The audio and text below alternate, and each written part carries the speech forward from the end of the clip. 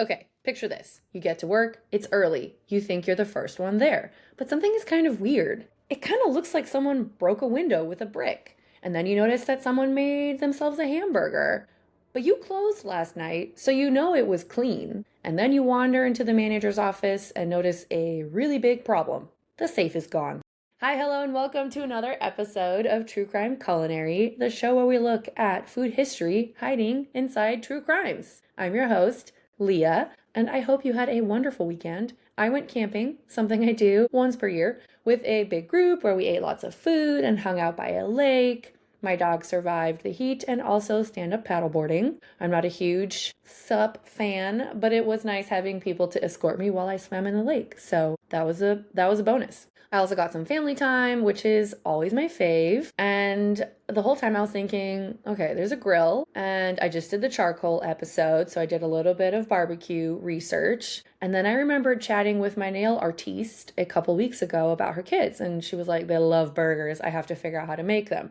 Which got me thinking, where do burgers even come from? It's such a simple food. You've got the meat, you've got the bread, cheese, if you're correct, pickles, sauces of all shades at your fingertips. But who thought of it? So grab your buns and let's sizzle through some history. Okay, first, we must go back to the beginning, as we always do. But this time, like the beginning. Because I was like, hey, where do cows come from? Because dogs come from wolves. Cats come from bigger cats. Goldfish come from carp, in case you were wondering. So like, where did the wild cows come from? The answer is, I'm going to struggle with this word, aurochs.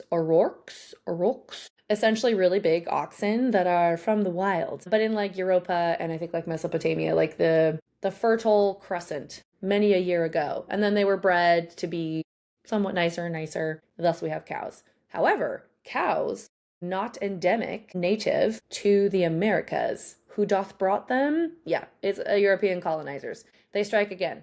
They brought cattle to the Americas beginning in the late 1400s and early 1500s, and eventually cattle became a huge part of the food system here. And side note, that also helped kick off our American obsession with barbecue. Love that for us. But hold on to that thought because barbecue is going to come back later in a way you did not anticipate. So for now, we're whizzing over to Germany because long before the hamburger, Germans were eating Frikadellen. I ate these as a kid because I am of the germs. To me, they're like less flat beef patties that you kind of eat with like noodles or rice, if memory serves, not levitating before consumption via a bread carpet. So what is a frikadelle? Well, it's basically ground or minced meat mixed with things like bread, onions, egg, and seasoning formed into thick little patties and then pan fried. So depending on where you are in Germany, you may hear them called Buletten or Fleischpflanze.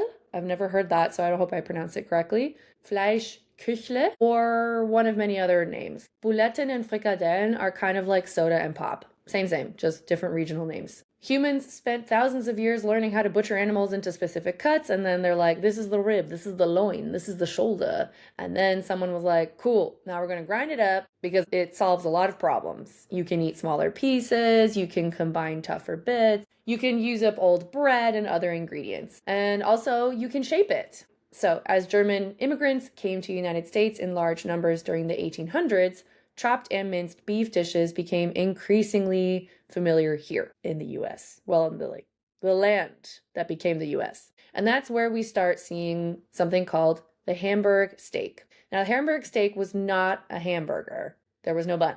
It was chopped or minced beef, shaped into something resembling a steak. Like, I thought about, like, if this were on the show Chopped, this would be a deconstructed and reconstructed steak. Kind of strange.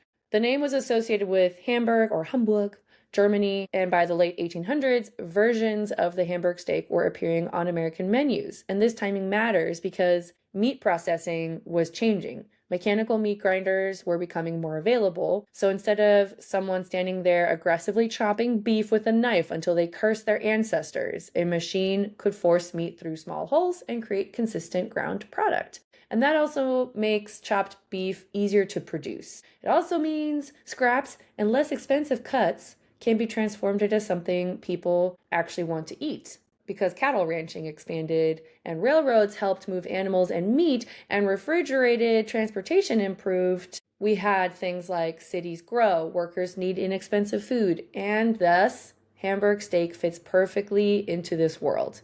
However, we still have one problem, which is transportation of the actual patties. And apparently several people looked at this patty and independently thought, give me the bread. This is kind of where burger history gets a little messy, because there are multiple people who claim they invented the hamburger sandwich. One story involves Charlie Negreen in Seymour, Wisconsin. The story goes that in 1885, he was selling meatballs at a fair.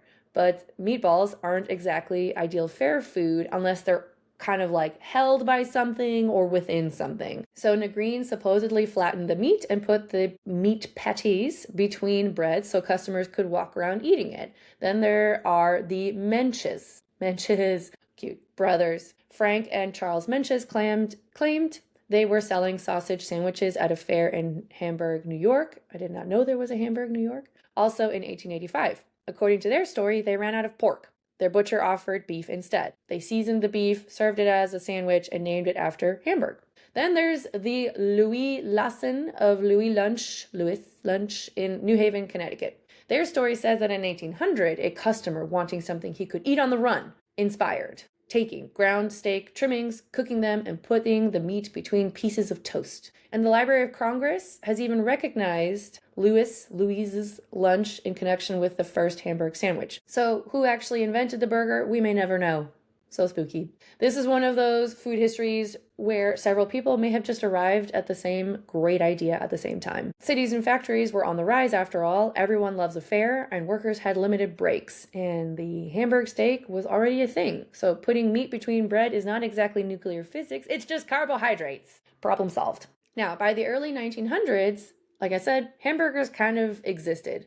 But that was kind of like a more regional thing, or maybe in individual communities, or they were different wherever you went. And ground beef had a bit of a PR problem. After books and reporting exposed horrifying, emphasis on horrifying conditions in the American meatpacking industry, people had good reason to be sus of processed meat. If you can see a steak, you can kind of look at it and say, yes, 'tis steak. But ground beef, mystery pile, and the word lips comes to mind, unfortunately. Then in 1921, White Castle enters the chat. Billy Ingram and Walter Anderson opened White Castle in Wichita, Kansas, and they were obsessed with making hamburgers feel clean, consistent, and trustworthy. And we love that. Green flags. They also had a vibe.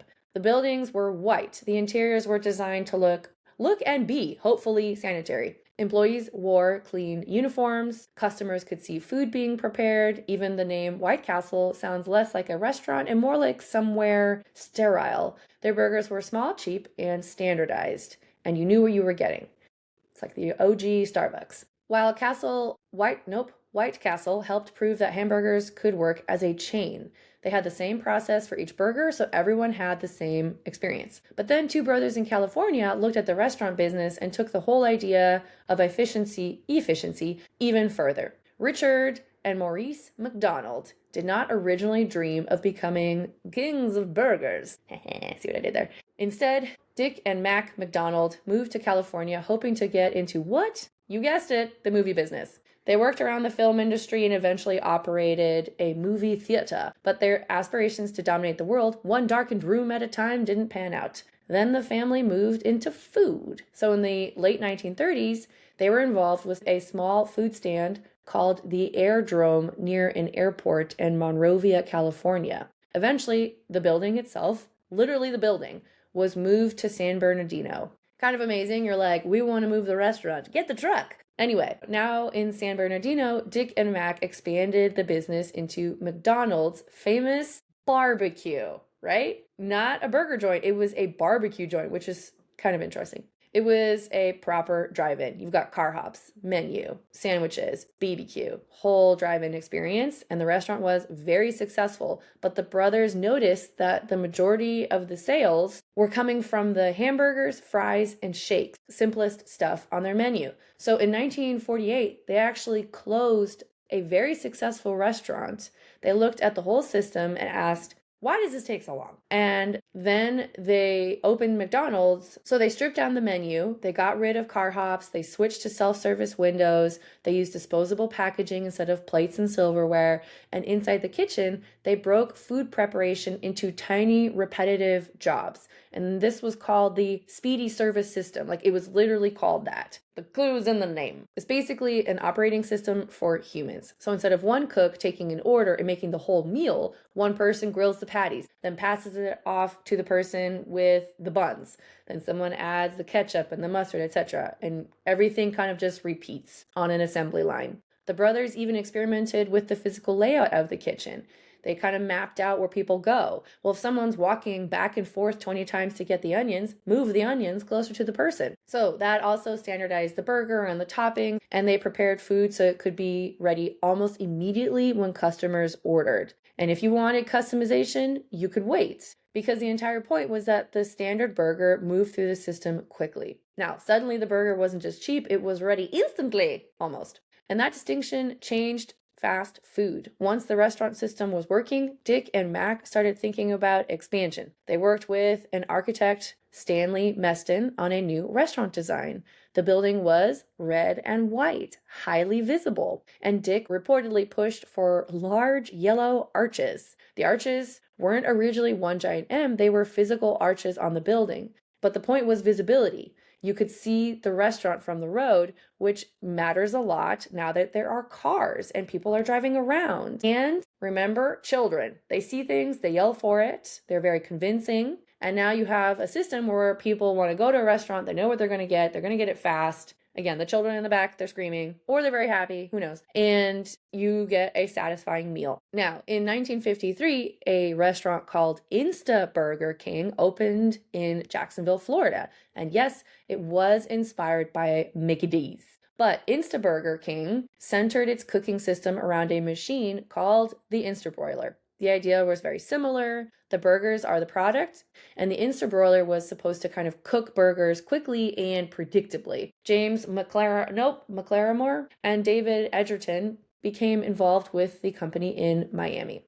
But there was a problem. The Instabroiler could be annoying. So Edgerton developed a different broiling system, a continuous flame broiler. The patties could move through the broiler on a conveyor-style system while being cooked over gas flames. And there it is again. Give me the meats and give them to me fast. So by the time Burger King launches the Whopper in 1957, the fight isn't really about whether Americans want hamburgers anymore. They're like, yes, we do. Give it to us all the time. The fight is over whose hamburger they want. McDonald's has speed and consistency. Burger King has flame broiling and a bigger burger. I admit I'm going to start paying more attention to the ads. And now a little bit of that stuff makes sense. Because I was just like, it's a burger. And you want it with the good fries or the not good fries? And why aren't we at Wendy's? Who, by the way, shows up at some point. I didn't realize, do they have square patties? Same basic foods, but kind of different edges to the burger contest, I guess, which is kind of cool. Again, did not know any of this. Not a huge fast fooder. Am aware of burgers, but didn't know this was kind of a cool history behind them. But what about our friend, the Hamburglar? Because he was in a Wendy's. No talk of whether he used a broiler or a square patty. But in the end, Patrick Benson, the 34-year-old suspect, was actually found later because he had a very distinctive tattoo on his shoulder, caught on vid. People, I don't know how they did this, if they just put out like a picture or a video, but apparently a bunch of people called in on this guy. And so the cops are able to find him. He wasn't just a Hamburglar, he was a serial burglar. And he got booked for jail because he had a ton of felonies. Which kind of makes you think maybe he should have made some different moves in his life. Okay, that's it. See you next week.